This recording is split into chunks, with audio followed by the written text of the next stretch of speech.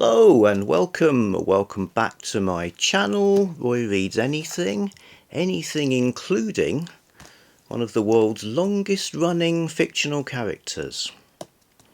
So I think there comes a time in every man's life when he needs to explore the world of Nick Carter. Nick Carter, who was created in the 1880s as a detective, so created slightly earlier than Sherlock Holmes, so appeared in detective type adventures and survived into the era of the pulps, and he was in movies and on radio shows.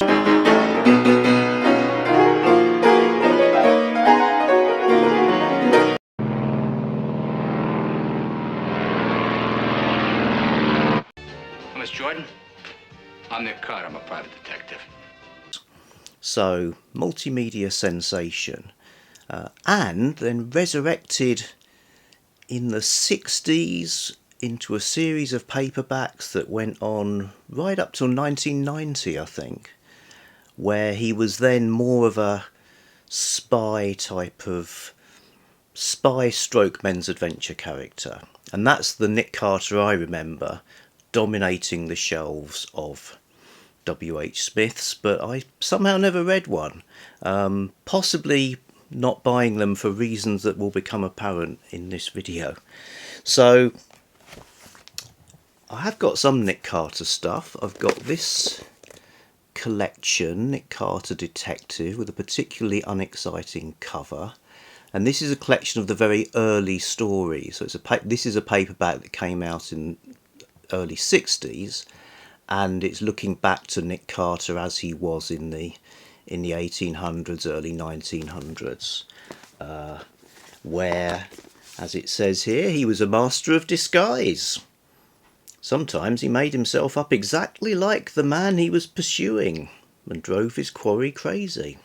That would be quite alarming, wouldn't it? He could lip read at least 3 different languages, fell a man or an ox with a single blow, wrestle, fence or box better than any professional, and always in his pockets were 2 revolvers, a pair of handcuffs, assorted burglary tools and skeleton keys that would open any lock devised by man. So that's the kind of guy he was at the start. Detective, but with those kind of adventure characteristics as well. A bit like Sexton Blake in England, who similarly has lasted for ages and ages, with thousands of stories. I've got this scrap of paper that was a sort of, must have been a freebie with some other publication. So that's one Nick Carter story, Nick Carter and the Secret Six. And I've got just one of the paperbacks. So here we have the Omega Factor, the Omega Terror from 1972, and by amazing coincidence, literally hundreds to 1 chance, of all the Nick Carter books, this is one that Criminolly's actually reviewed already quite some time ago. So interesting cover this, because if you look at the top of this lady, she's doing a kind of, but what is this? A sort of, I'm fainting, or is it a sort of, I'm feeling sexy? But she's also holding a Luger. But then who goes out for mayhem dressed in a white jumpsuit with a sparkly belt?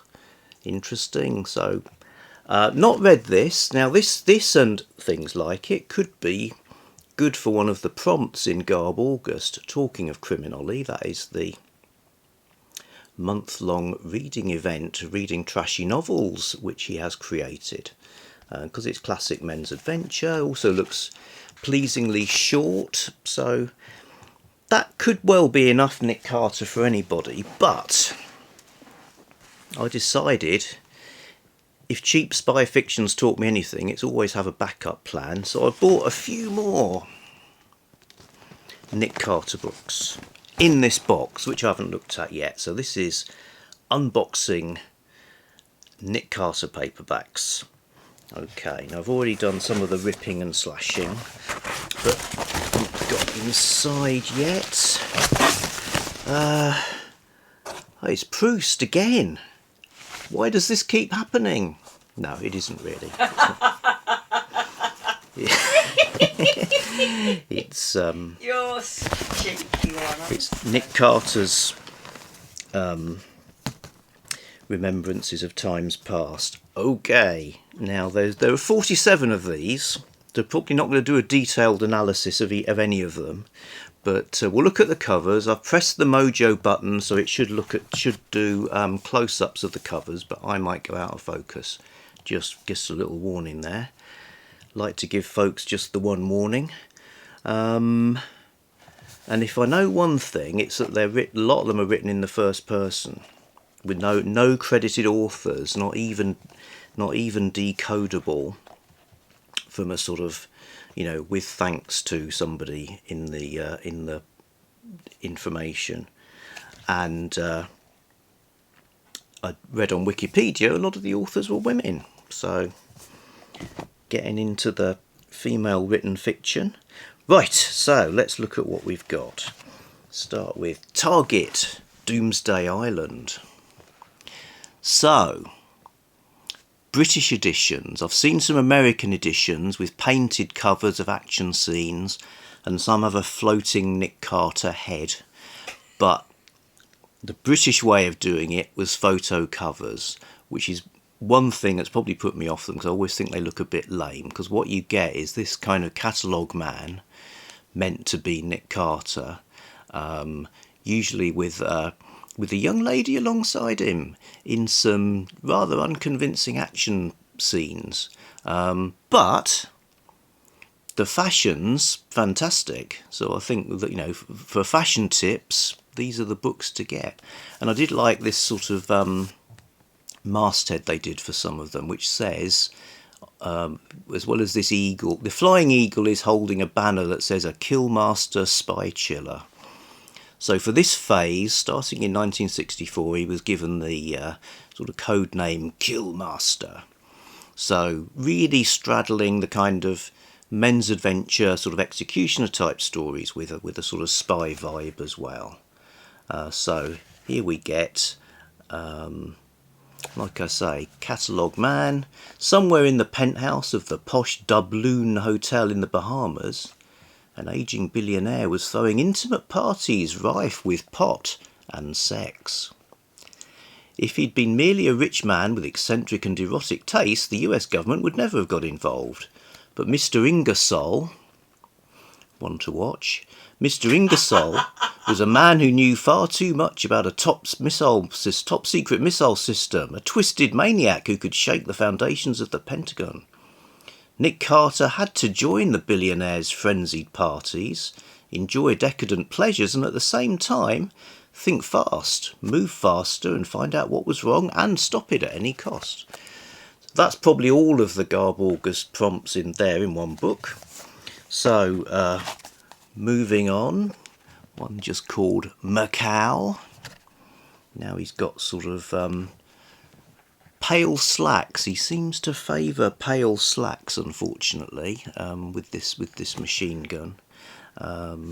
And you just know that this picture of sort of the far eastern scene in the background, they did not go on location to Macau to take the picture. It's in a studio somewhere.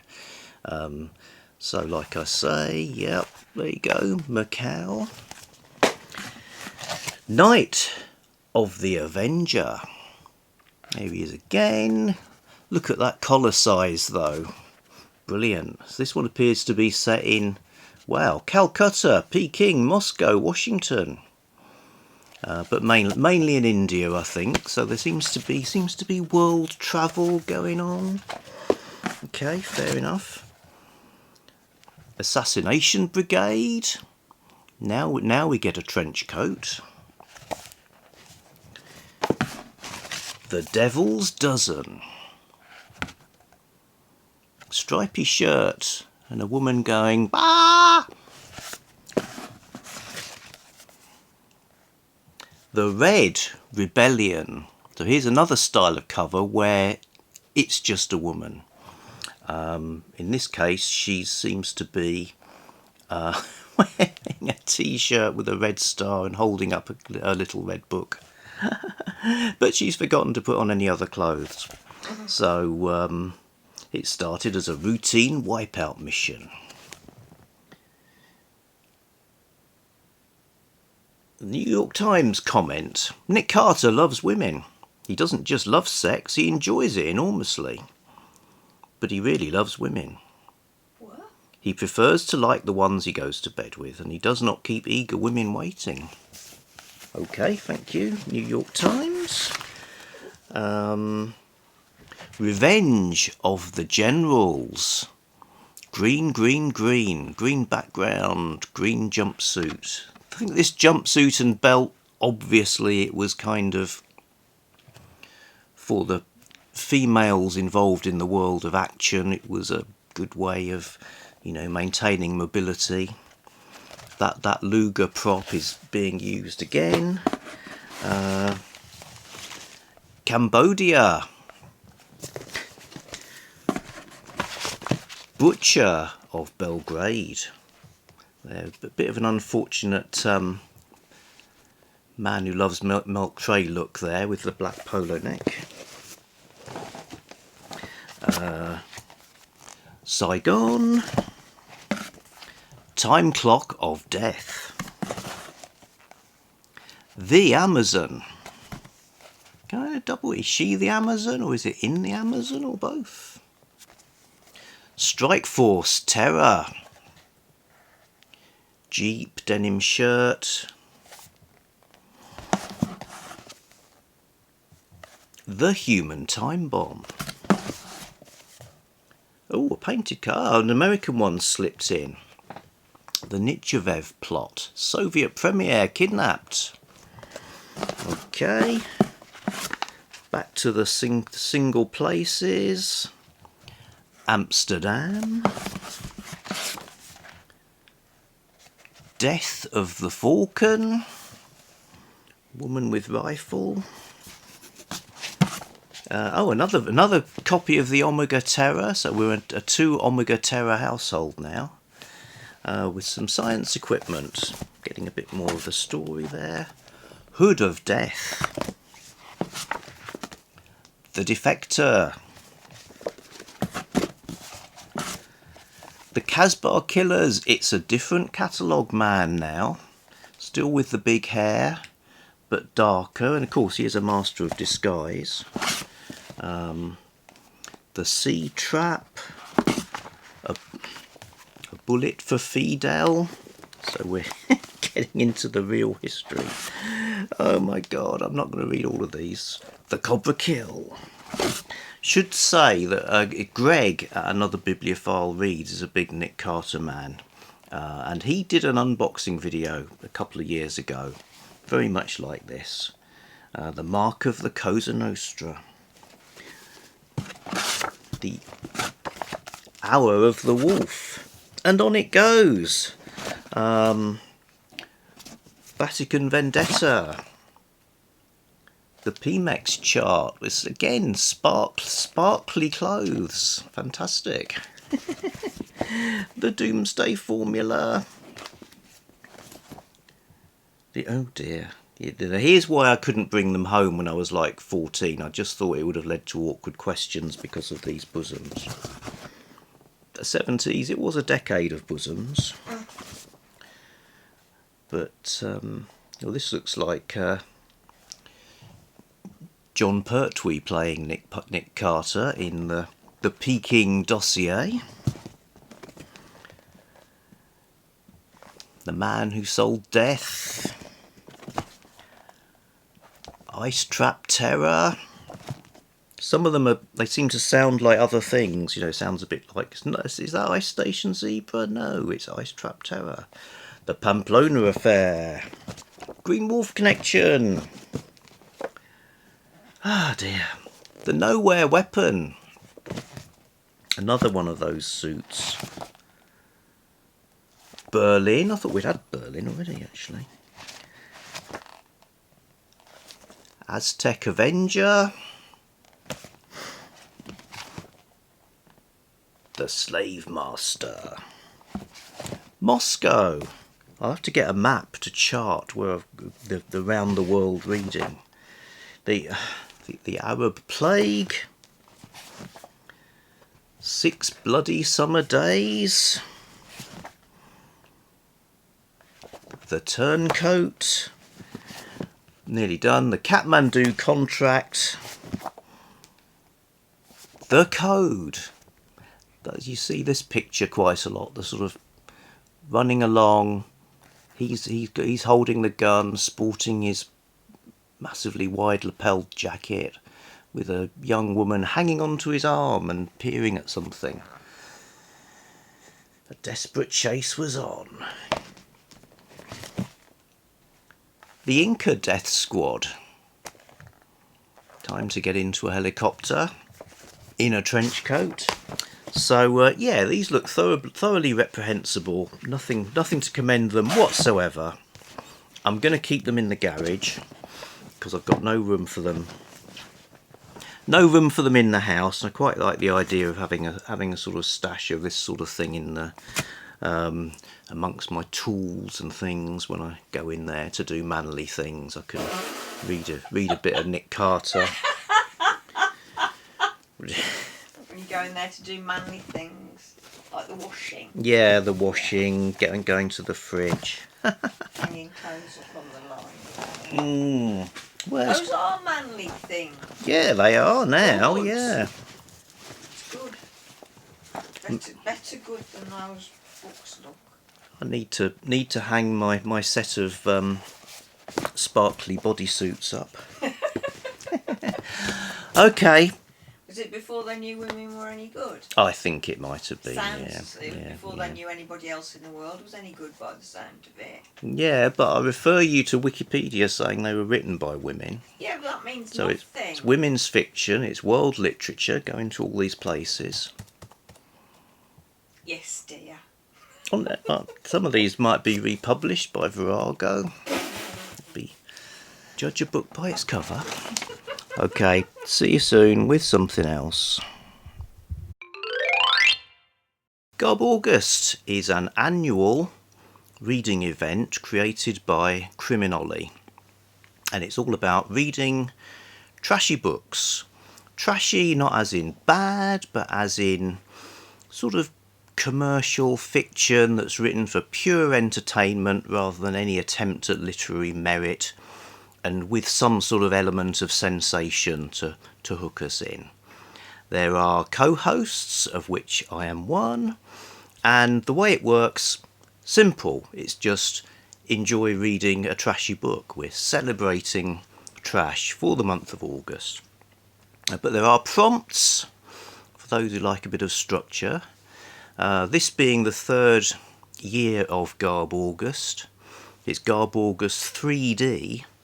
So these 3 dimensions, the first is weekly prompts. So 4 weekly prompts of broad themes that you can read books based on these. The second dimension is a bingo card, loads of much more specific types of content you might find in your trashy fiction. And the third dimension is time. Decades. So could be focusing on a specific decade or trying to get books out of a bunch of decades to sort of look trash over time. And films are allowed as well. So you could be watching a trashy movie. And there are Instagram prompts too. So tons going on. So Garbaugust, living it, loving it, laughing it. All the details down below. Recommend the other channels where you'll see announcement videos and all that stuff. Garbaugust, that's what it's all about.